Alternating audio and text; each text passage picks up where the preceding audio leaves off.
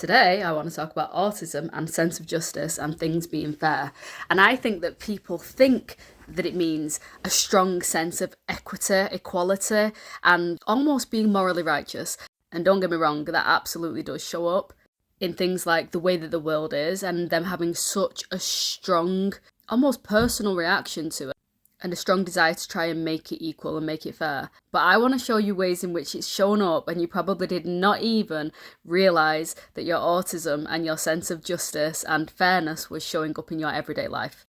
First one, time fairness. So if I've ran over maybe 5 minutes with a client, I believe that all clients for the rest of the day deserve that extra 5 minutes of time. Because otherwise it's not fair. It's unequal. Number 2, rule consistency. Even if I make the rule, I don't believe that I'm allowed to break the rule. I think this is true for teachers. I believe this is true for bosses. I believe this is true for parents. So say, for example, I say to my kids, absolutely no phones at the table. I do not, to any degree, believe I hold a hierarchy to still be able to use my phone just because I'm the parent. That would be completely unfair to me. And I would absolutely expect to be challenged on that.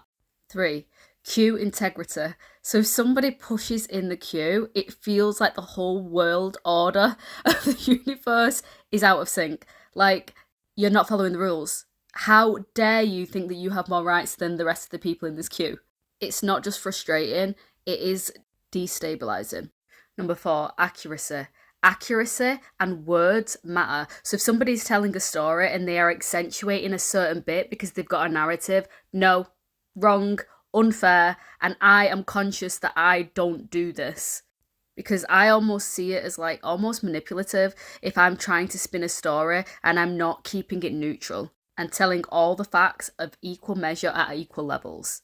5, fairness in conversation. This is something that I've absolutely always done, which is if somebody interrupts somebody speaking, there's almost a chemical reaction in my body that, especially if the conversation doesn't naturally go, I'm really sorry, let me, just quickly say this point and bring it back to the person who was speaking, I'm very likely to say, I'm really sorry, but I think that they were speaking. Because sense of justice and fairness literally is so destabilizing when it happens on a micro level or a huge level. It fundamentally changes the way that I can focus. And it's rarely something that I can just move on from easily.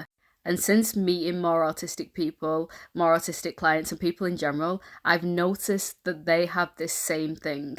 And I think that, like I say, people think it's always the big stuff, and it really isn't. It's not just the big stuff, it's all the way down to the micro thing. What other ones do you think that there are that I've not mentioned?